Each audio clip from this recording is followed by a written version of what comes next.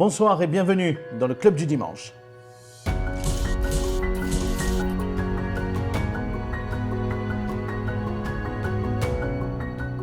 Bonsoir Alain Clary. Et bonsoir Abdel et Coralie, Corentin. Bonsoir. Merci beaucoup Monsieur Clary d'être avec nous ce dimanche dans notre fameux Club du Dimanche. On est très heureux de vous accueillir dans cette émission. Et moi très ému et un peu inquiet. Ne le soyez Tout va bien se pas, passer. il n'y a que de la bienveillance dans l'émission du dimanche. On est très heureux de vous accueillir en tout cas. Vous allez bien? Et oui, ça va bien et mes proches vont bien aussi. Donc C'est l'essentiel. voilà, en pensant à tous ceux qui ont toutes sortes de préoccupations actuellement, de santé notamment, avec la reprise un peu des menaces du Covid, et puis aussi les choses de la vie, les fins de mois. Dans le domaine social Oui, aussi, on sait que c'est un sujet qui voilà. vous préoccupe particulièrement. On pourra en parler un petit peu plus tard dans l'émission. Et moi, je voulais déjà vous remercier d'avoir accepté de passer quelques instants avec nous. Ces quelques instants ce dimanche pour tirer un peu le fil de votre vie politique, de vos habitudes aussi du dimanche. Et on va démarrer tout de suite, si vous êtes d'accord, avec Corentin Corget, notre journaliste. Bonsoir Corentin. Bonsoir Abdel, bonsoir à tous. Tout va bien Corentin? Toujours un plaisir de passer ces quelques minutes avec vous le dimanche. Et oui, et le dimanche, c'est toujours Corentin qui ouvre l'émission avec le portrait en quelques dates de notre invité. Vous avez la parole, Corentin. Je vous donne une date, et puis évidemment ça va correspondre, ça va vous faire tilt dans votre esprit. Monsieur Clary, on démarre il y a quelques années maintenant, le 20 mars 1977. Est-ce que vous vous souvenez à quoi correspond cette date? Votre entrée au conseil municipal de Nîmes, la première fois que vous êtes élu sur la liste d'Émile Jourdan. Vous allez passer 37 ans à ce conseil municipal jusqu'en 2014, dont 6 ans comme maire. On va en reparler. Vous avez été notamment élu au sport sur ce premier mandat. Oui, sur la base de mes compétences et de mon gabarit. Non, c'est vraiment un grand hasard, avec d'ailleurs une grande peine, puisque c'était René Astier qui a marqué la vie sportive de cette ville, avec l'acquisition d'une partie du patrimoine, la Bastide par exemple, avec à la fois les terrains, les lieux d'animation, l'hippodrome et bien d'autres éléments.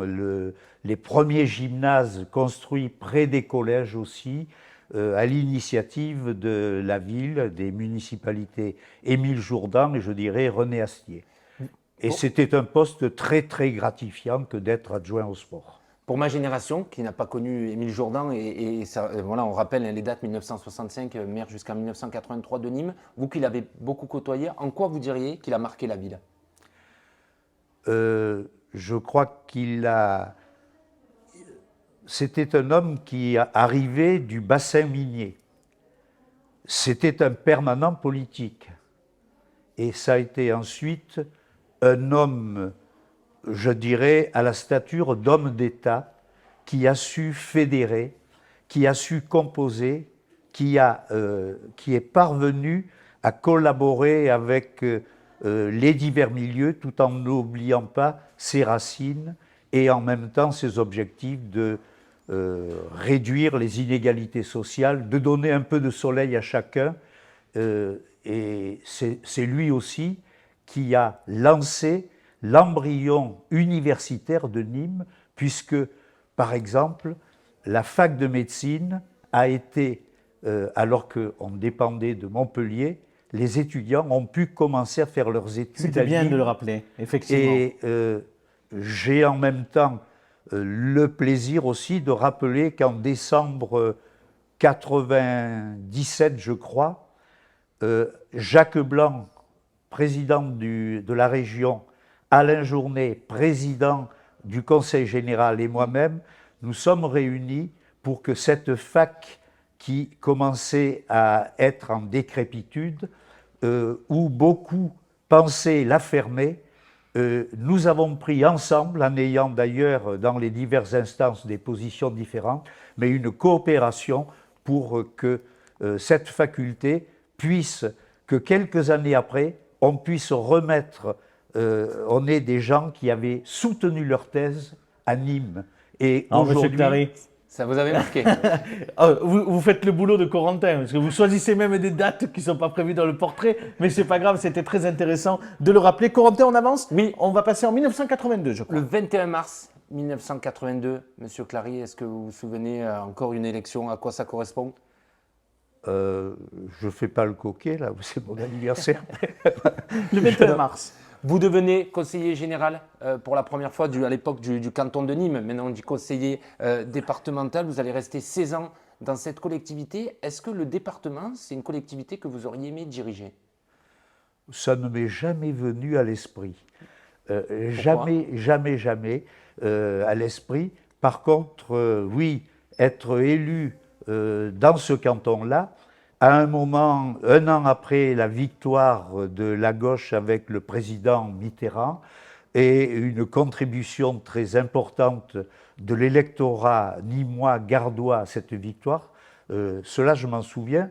Je voudrais avoir d'ailleurs rappelé aussi que j'ai pu être candidat et élu dans ce canton parce que Robert Jonis avait dit on va l'envoyer un peu, il verra ce que c'est que la misère aussi, quoi. Et j'ai trouvé là dans ce canton de la misère, bien sûr, mais de la fraternité, de la chaleur et une richesse incomparable qui me servira par la suite. Le 18 juin 1995, c'est cette date-là, la troisième, Corentin, que vous avez choisie. La Pourquoi? date la plus marquante. Vous devenez maire de Nîmes ce 18 juin 1995, alors qu'on se souvient, la droite nîmoise se déchire, avec vous, le communisme, on va dire, revient au pouvoir à Nîmes. Qu'est-ce que vous retenez principalement de ce mandat de maire, M. Clary? C'est une très très belle expérience, très enrichissante, qui élargit l'horizon d'abord et qui a lieu dans des conditions particulières, avec une ville qui était au bord de la banqueroute. On ne savait pas si au mois de juillet on pourrait payer les employés municipaux, par exemple. C'était aussi une année un peu effervescente. On avait peur d'un été chaud, il y avait beaucoup d'éléments. Et on avait une ville aussi où la campagne électorale avait été d'une grande rudesse, d'une violence aussi, qui confinait à des éléments qui aujourd'hui sont devenus plus coutumiers. Et je crois qu'au-delà de ceux qui nous ont portés à la tête de l'hôtel de ville, les gens ont été satisfaits que l'on aille vers un apaisement, vers un nouveau départ. Et, même si pendant cette période, M. Clary, on disait de la ville de Nîmes, pendant votre mandat, que c'était la belle endormie, Nîmes. Disons que c'était peut-être une endormie, mais on s'est surtout réveillé après les années Champagne et avec tous les slogans, gérer la ville comme une entreprise et autres. On s'est retrouvé avec la gueule de bois, avec des ardoises fantastiques, des fractures sociales et territoriales énormes, et aussi avec non pas une conjonction des divers décideurs, mais des affrontements. Et maire d'union de la gauche, d'une gauche plurielle, qui dépassait avec Alain Fabre-Pujol le communiste socialiste, mais en même temps avec un tiers parti. On avait trois éléments, et vous savez très bien qu'un siège qui a 3 pieds est un siège qui n'est pas bancal. C'est le seul qui ne puisse pas être bancal. Alors il peut pencher, mais il est toujours stable. Merci. Et c'est une très belle expérience, mais d'union de la gauche et au-delà de l'union de la gauche, avec le fait que la ville de Nîmes se réconcilie avec la chambre de commerce, avec la chambre d'agriculture, avec la chambre des métiers, que l'on collabore aussi, et que dans d'autres domaines, c'est la ville de l'écuménisme aussi, avec les autorités spirituelles de cette ville, nous arrivons à travailler ensemble et au lieu d'aller vers des affrontements, en essayant de conjuguer les efforts dans la ville, bien sûr. Merci, merci Alain Clary. En tout cas, vous avez beaucoup de mémoire encore et vous vous rappelez effectivement des circonstances dans lesquelles vous avez travaillé à la tête de la ville de Nîmes, quand vous avez pris la ville de Nîmes. Et puis, on va tracer d'autres chemins dans quelques instants avec Coralie Mollaret, puisqu'elle pense bien vous connaître, Coralie Mollaret. Ça fait un peu plus de 10 ans maintenant qu'elle travaille sur l'actualité politique dans le Gard pour Objectif Gard. Et dans cette décennie-là, elle a côtoyé beaucoup de personnalités politiques, y compris des gens qui vous ont succédé au Parti communiste français. On va le voir dans quelques instants. On va remercier Corentin d'avoir été avec nous ce dimanche. Merci Corentin. Donc dans quelques instants, c'est Coralie Mollaret qui va arriver, mais pour l'instant, place au journal de la semaine, présenté par Sacha Virga.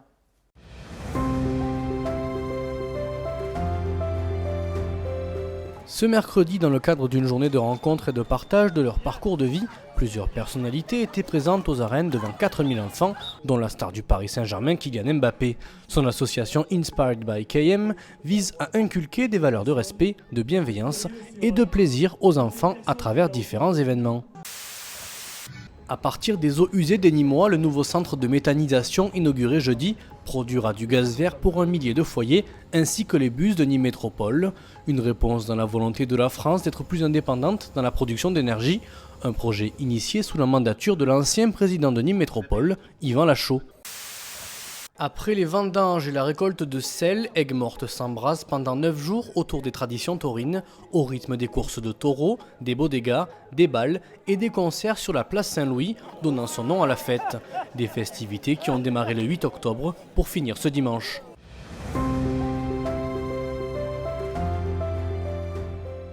Bonsoir Coralie. Bonsoir Abdel, bonsoir Monsieur Clary. Coralie, merci beaucoup d'être avec nous chaque dimanche dans ce club du dimanche. Je vous donne tout de suite la parole parce que vous pensez bien connaître Alain Clary. On va le découvrir tout de suite. Oui, alors surtout, j'ai beaucoup travaillé parce que c'est vrai que vous avez 84 ans, vous êtes un pan de l'histoire politique nîmoise et on ne connaît pas forcément tout de vous. On va voir si j'ai bien travaillé. Alors vous êtes fils de paysan et vous êtes né à Péonne. Oui, j'ai gardé les vaches tous les étés jusqu'à la rentrée, en septembre d'abord, puis en octobre pour les rentrées universitaires. Oui, donc c'est dans les Alpes-Maritimes.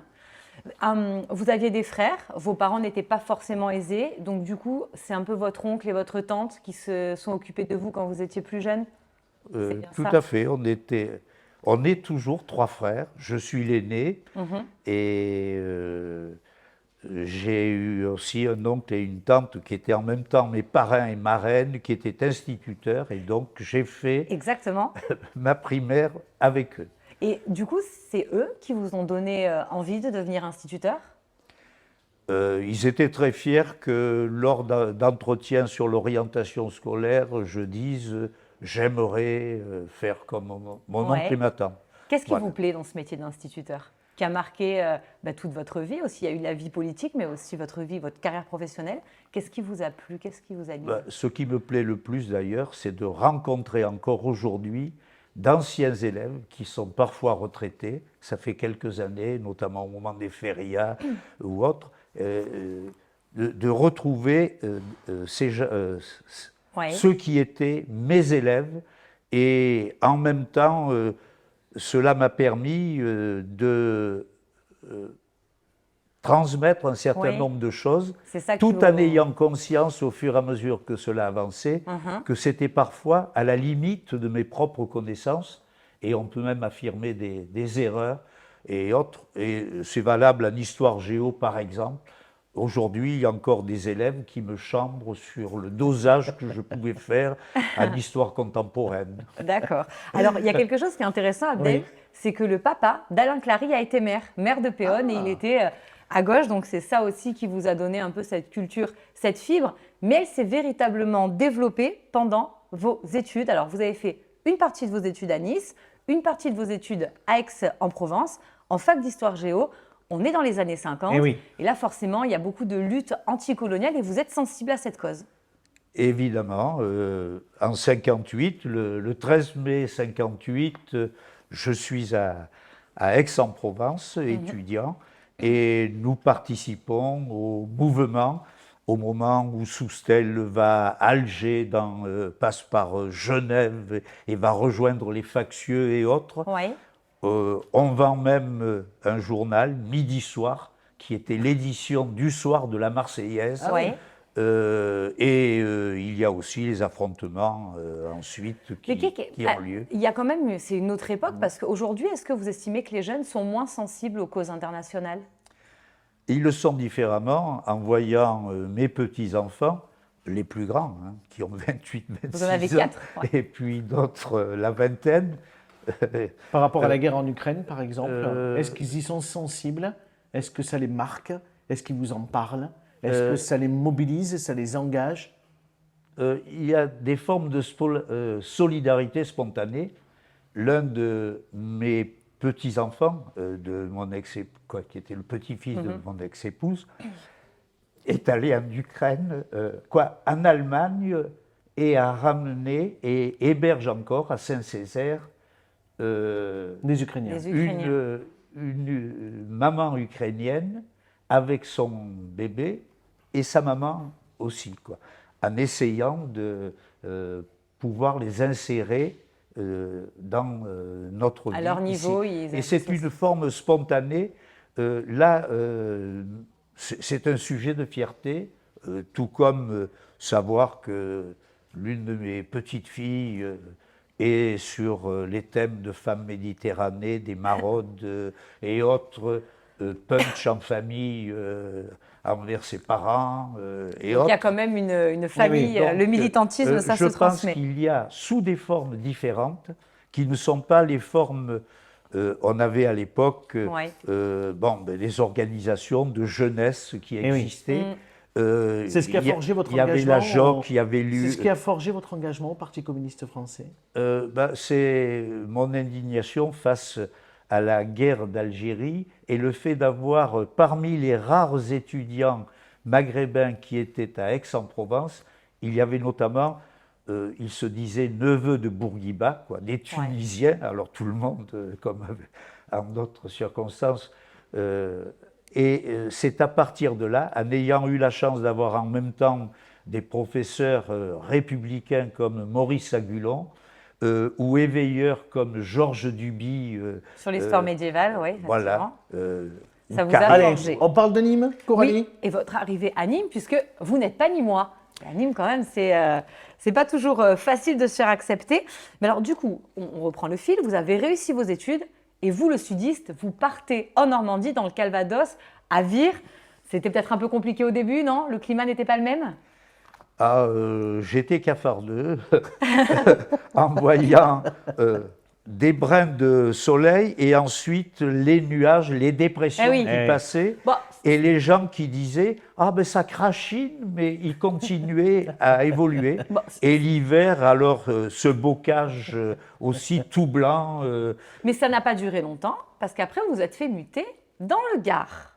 Alors vous, communiste, quand vous voyez le Gard où le Parti communiste dirige la ville de Nîmes, la ville d'Annès, la ville de Beaucaire, qu'est-ce que vous vous dites? J'arrive un peu en terrain conquis, c'est chez moi? J'étais donc militant en Normandie, mais en Normandie, c'était beaucoup plus dur, même si on était actif à notre manière, qui pouvait effrayer le bourgeois, d'ailleurs parfois. Arrivant à Nîmes, je pensais trouver des communistes d'un type exceptionnel, tout à fait différent de ce que nous étions capables de faire en Normandie. Parce que vous n'aviez aucune attache à Nîmes, vous n'avez pas de famille. Absolument pas. C'est au gré de la mutation. Absolument pas. Et on voulait se tenir assez loin de la famille et de la belle famille qui était en Provence.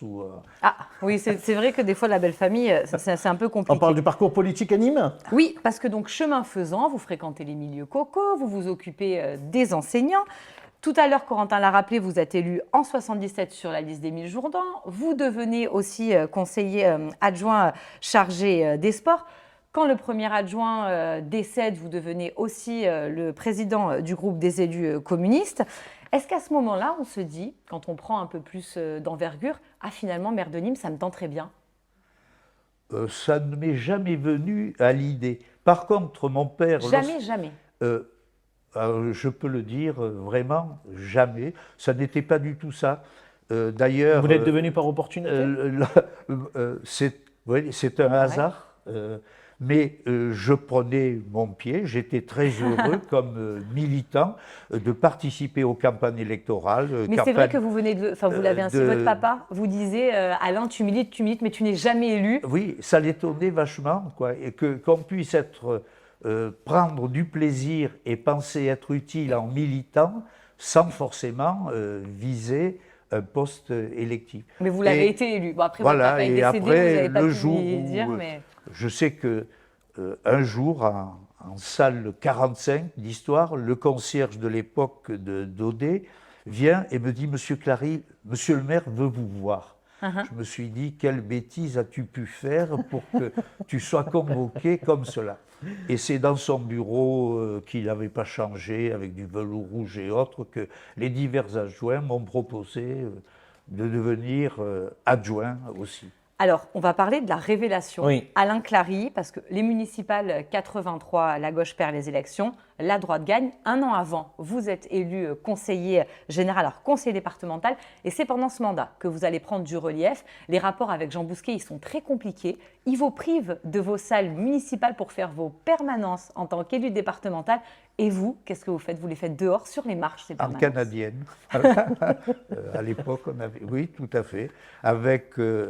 l'humiliation que cela peut représenter pour les gens qui sont au su et au vu de tout le monde, c'est au niveau de la lapidation, je trouve, d'une certaine manière. C'est un message pour la droite? Vous avez voulu envoyer un message aussi.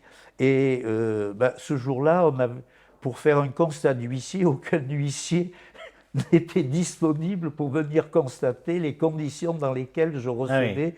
Et dans l'opposition, vous avez été extrêmement actif. Vous avez une anecdote, Coralie, là-dessus par rapport à Jean Bousquet. 6000 pages de procès verbal. Voilà, c'est tous vos discours réunis sur le mandat. Ça fait 6000 pages de procès verbal. Ça bossait à l'époque, hein? Voilà, vous êtes assez loquace quand même. Oui, mais tout ne venait pas de mon propre cerveau, quoi. J'étais très aidé, il y avait toute une équipe militante autour, compétente, loyale. Ça s'est perdu un peu aujourd'hui. Pardon? Ça s'est perdu un peu aujourd'hui. Je crois qu'il est plus difficile de faire équipe dans la mesure où si on ne vise que le haut du cocotier, au lieu de voir... ce que l'on peut faire ensemble, collectivement, et prendre d'ailleurs des plaisirs collectifs, quoi. On met des fois un peu la charrue avant les bœufs. J'ai une petite dernière anecdote. Dans les années 80, quand Jean Bousquet était au pouvoir, il y a eu un changement de délégataire avec les éboueurs. Tous n'ont pas été repris. Et vous avez embauché le dernier pour être votre chauffeur. C'est ma fierté. Je rencontre encore... sa compagne souvent. Mais c'est vrai que ça relève d'une certaine empathie et c'est souvent l'adjectif qu'on utilise pour vous qualifier. Et ce qui me fait plaisir, c'est de voir que, y compris des éboueurs d'aujourd'hui, qui sont les petits-enfants de ceux qui étaient des militants ou des gens qui ont vous avez encore cette reconnaissance. à nos victoires, peuvent me saluer.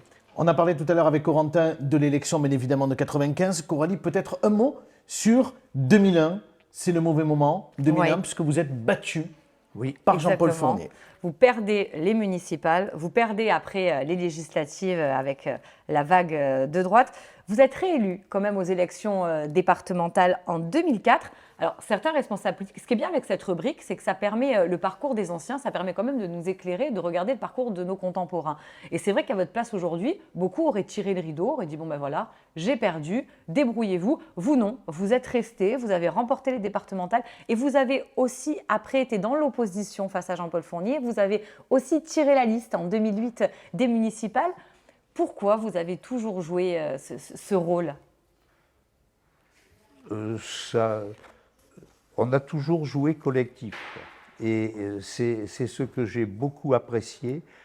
On ne se bousculait pas au portillon pour tel ou tel poste, aussi bien lorsqu'on était comme sur un tapis, où on n'est pour rien, lorsque la conjoncture fait que la gauche plurielle, par exemple, nous a aidés. Par contre, on peut être au creux de la vague, être très bon à ramer et sans pouvoir forcément franchir le seuil. Et c'est dans ces moments-là, je pense que ça prend une valeur particulière et qui dépasse, avec un désintéressement. En même temps, on peut s'interroger toujours sur la part que l'on a consacrée à la vie publique et puis son rôle familial, professionnel. Une date que et ceux qui arrivent à concilier vie publique et vie familiale, et notamment pour les enfants, petits-enfants, je les admire beaucoup. Et une date que Coralie n'a pas mis dans son portrait, forcément, puisque c'est une date qui n'est pas encore arrivée, c'est 2026. Est-ce que votre probable successeur en 2026, en tant que maire communiste de la ville de Nîmes, est-ce que ça sera pour vous forcément Vincent Bouget? Est-ce qu'il est le digne successeur d'Alain Clarier? Il ne faut pas être le digne successeur de quelqu'un qui vous a précédé. Il faut surtout être quelqu'un qui innove, qui correspond au moment nouveau. Moi, mon horizon est très limité. Il est plus grand. Mais ça serait une fierté pour vous si c'était Vincent Bouget à la tête de la ville. En tout état de cause, Vincent est un homme qui sait fédérer, qui sait écouter, qui ne se précipite pas, et qui saura agir. Est-ce qu'il saura agir? Est-ce qu'il a la maturité pour décider demain? Il doit avoir l'âge du président de la République, à peu près. Merci Alain Clarier. Merci beaucoup. Merci Coralie. Merci beaucoup pour ce portrait, comme chaque dimanche. Monsieur Clarier, la situation est compliquée depuis quelques jours pour les automobilistes. Vous avez dû suivre ça dans l'actualité. On cause la grève dans les raffineries qui provoquent des pénuries partout en France et bien évidemment ici dans le Gard. Comment les habitants du département font face? C'est l'enquête de la semaine du Club du Dimanche. Pour cette enquête de la semaine, on est ici à la station essence Leclerc sur la route de Beaucaire à Nîmes. On est avec José qui est chauffagiste, dépanneur et qui donc profite de cette station où a été mise en place cette semaine évidemment un accès prioritaire aux professionnels. José, c'est un peu une bénédiction de pouvoir venir directement ici sans faire une longue attente? Aujourd'hui, oui. Aujourd'hui, j'ai la chance qu'avec 2 personnes devant moi, quoi. Et voilà, parce que sinon, de ce matin, celle-ci, il n'y en avait pas. Et puis tout celle autour de Nîmes, il n'y en avait pas. Comment vous avez fait jusqu'à présent, vous qui roulez tous les jours? Je vais dire la vérité, j'avais un jerrycan. Donc il me restait de l'essence et j'avais 10 litres. Donc je les ai mis et puis voilà, ça m'a permis d'arriver parce que j'arrive de Saint-Jean-du-Gard. Vous faites à peu près le plein tous les combien, vous? Tous les 3-4 jours. Les 3-4 jours. Ça dépend même, il y a des fois c'est tous les 2 jours, puisque des fois on va dans les Bouches-du-Rhône, enfin tout le Gard, etc. S'il n'y avait pas eu ces accès prioritaires aux professionnels comme vous qui roulent beaucoup, la situation aurait commencé à être inquiétante? Flippante, ouais. Très flippante. Ouais. Je me demandais déjà si j'allais pas dire à mon patron, je mets le frein à main et puis on attendra que ça se passe. Parce que je ne veux pas me retrouver dans les Cévennes. Il n'y a rien dans les Cévennes. Je me vois mal à 9h30, 10h dire à ma femme de venir me chercher en pleine nuit, laisser la voiture comme ça, quoi. Il y a du matos dedans. On est aussi avec Adi qui est serrurier dépanneur. Adi, ça devenait compliqué de trouver du carburant. C'est vraiment une bonne chose qu'il y ait cet accès prioritaire aux professionnels? Ouais, c'est une bonne chose pour nous parce que là, ça devenait vraiment compliqué. On devait choisir certains clients et on devait surtout annuler les déplacements assez conséquents. Donc, on est content de pouvoir mettre de l'essence ou du gasoil pour pouvoir travailler. Tu nous disais on devait faire un choix sur la clientèle et tu étais venu à minuit et tu n'avais pas trouvé de carburant. Ouais, je suis venu hier soir, mais c'était fermé parce qu'il n'y en avait plus. Donc là, au moins, on est sûr de pouvoir être approvisionné. C'est une bonne chose. Ouais. Ça permet on est plus serein, ouais.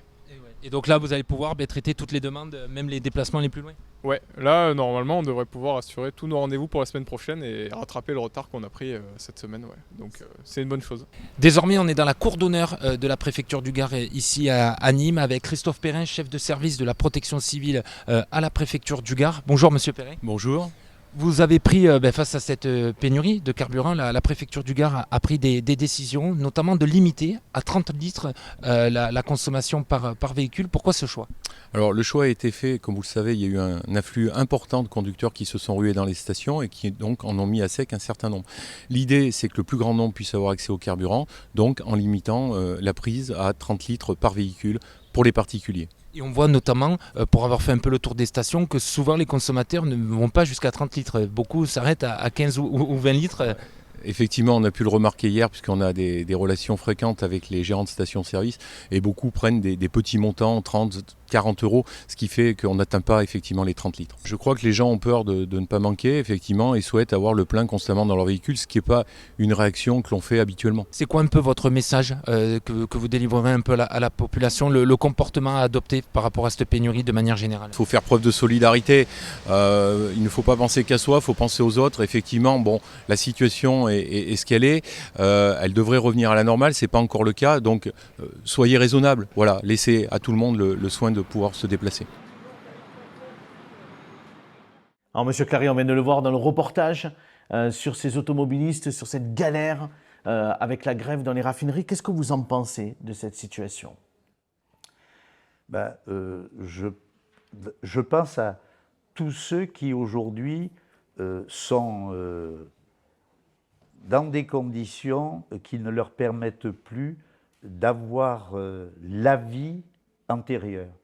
Et cela vient avant tout, me semble-t-il, essentiellement, sinon uniquement, de la volonté de briser un mouvement social qui ne demande pas n'importe quoi, qui demande simplement que l'on adapte pour les salariés, on leur donne les moyens de vivre dignement aussi, quels qu'ils soient. Et je pense que le gouvernement, le président de la République, doit non pas pratiquer une politique d'humiliation, de mépris, de remise en cause des acquis, mais au contraire respecter.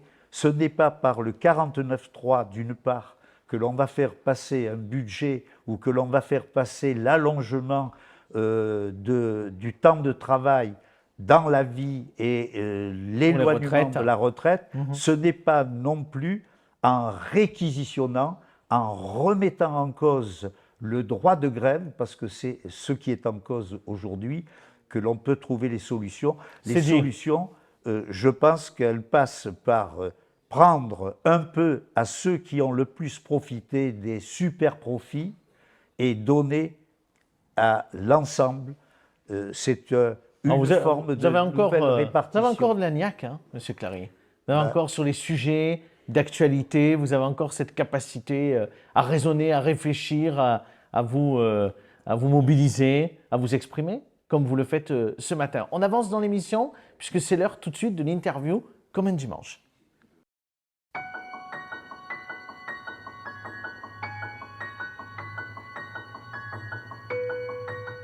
Alors, Monsieur le maire, je peux continuer à vous appeler Monsieur le maire, parce que vous l'avez été. Il y en a qui le disent par dérision et d'autres par respect. Je vais à présent vous poser quelques questions sur vos habitudes du dimanche, en fait pour que nos téléspectateurs puissent un petit peu mieux vous connaître. Alors on est dimanche aujourd'hui, qu'est-ce que vous faites habituellement le dimanche?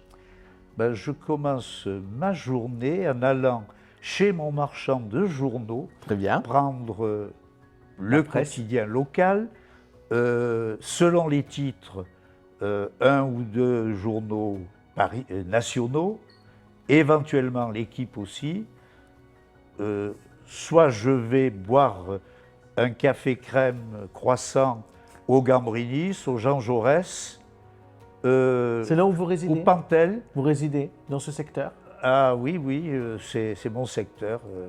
Je suis voilà. Vous regardez la télévision? Et quels sont les programmes? Ensuite, je rentre. Vous allez me dire le reste de la journée du dimanche. Je fais à ma manière une grasse matinée, puisque ça me permet de voir un peu comment mon linge va être mis à la machine à laver pour que quelqu'un vienne le repasser dans la semaine. Tout est question d'une tendance, c'est souvent le dimanche. Mais en même temps, je prends plaisir souvent aussi à m'installer devant la télé et de voir les émissions religieuses. Ah oui, très bien. Qui a le dimanche matin sur France 2. Ah oui, d'une grande culture. Et je pense que là aussi, l'écuménisme permet une émulation de la sageur bouddhiste à la diversité. Alors au-delà des émissions religieuses sur France 2, vous avez des programmes préférés? Vous aimez bien regarder des films, des séries? Peut-être c'est un peu des tendances aujourd'hui avec toutes ces plateformes. Vous avez dû en entendre parler, les Netflix, les Prime Video, etc. Est-ce qu'il y a des séries que vous aimez bien regarder? Je n'ai pas pris d'abonnement à Netflix. D'accord, sur les plateformes. Je suis d'une génération, j'ai un peu été victime de la fracture numérique et autres. Mais je regarde bien sûr le film du dimanche soir, en trouvant qu'il passe très tard d'ailleurs, ce qui pénalise le fait de pouvoir le voir en famille. Ça n'est pas le cas, mais j'imagine aussi cela. Quel est le dernier livre sur votre table de chevet? Alors là je viens d'en finir, j'ai fini le Virginie Despins avec Cher Connard, pour un peu essayer de me mettre un peu dans le coup, un peu comprendre un certain nombre de choses, d'autant plus que cela ait fait la une aussi bien de l'Humanité Dimanche, de l'Obs et d'un certain nombre. C'est le livre de la rentrée. Je lis actuellement un livre d'une historienne sur la guerre sur Algérie 1962, une histoire populaire de la guerre d'Algérie, vue non pas par des spécialistes, mais avec la reprise de témoignages d'habitants sur place, d'habitants, d'anciens combattants, de harkis. À la fin de la guerre, en 62. Voilà, toute l'année 62, en voyant comment de Évian, le cessez-le-feu, l'instauration de la République populaire algérienne, avec les luttes aussi qui ont lieu entre les divers composants. Et puis, j'ai aussi ce qu'on appelle le petit Vasseur, Bernard Vasseur, qui est un... En dit un mot sur vos passions également, pour terminer sur cette interview comme un dimanche. Quelles sont vos passions aujourd'hui, M. Clary? Qu'est-ce que vous aimez dans la vie et qui vous passionne? Alors, ça a l'air tout bête, la vie tout court. D'accord. Vous marchez, je crois, beaucoup. Vous faites des randonnées? Vous avez encore le courage d'en faire? J'en fais et je continue bien sûr à arpenter les rues de la ville à pied. Ça a beaucoup d'avantages.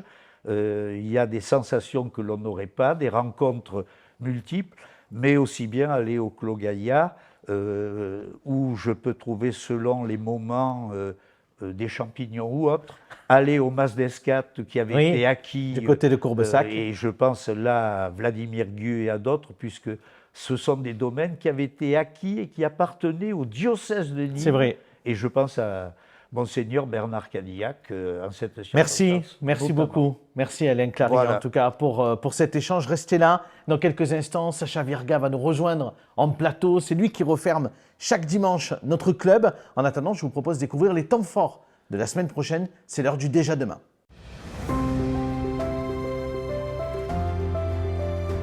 Mardi sera marqué par une importante grève. Sont concernés les professionnels de santé, les sociétés de transport, les professeurs ou encore les cliniques et maisons de retraite.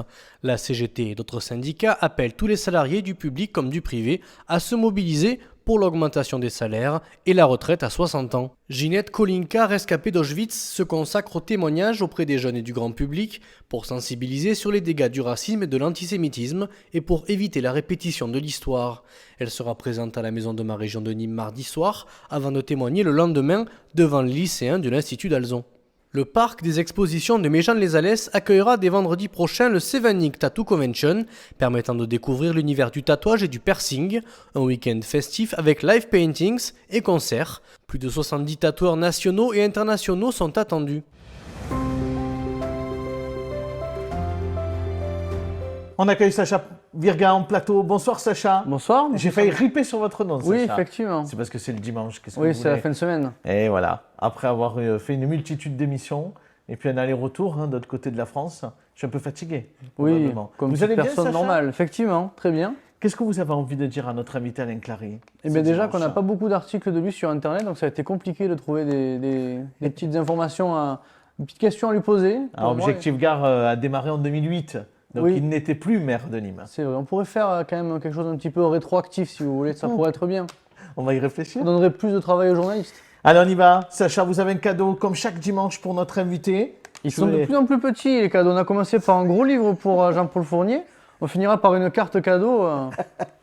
Voilà. Allez-y, je vous en prie, Sacha. C'est pour vous, Monsieur Clary. Allez, on va laisser Monsieur Clary ouvrir son cadeau comme chaque dimanche.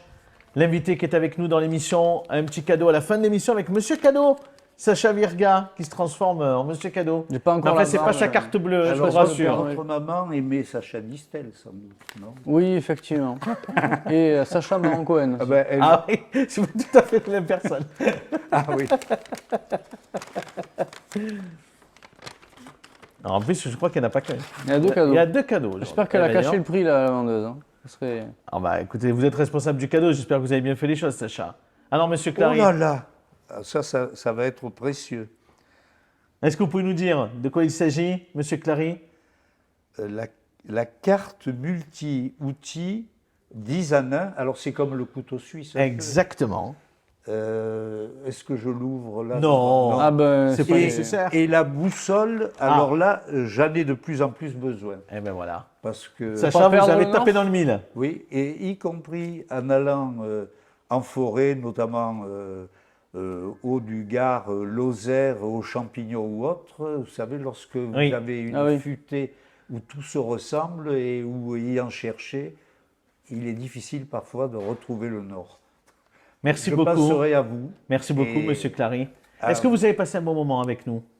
Excellent. Je suis plus décontracté que je ne l'étais en arrivant. Et bien alors, mission accomplie. Merci beaucoup. Merci Sacha d'avoir été avec nous. Merci à Corentin.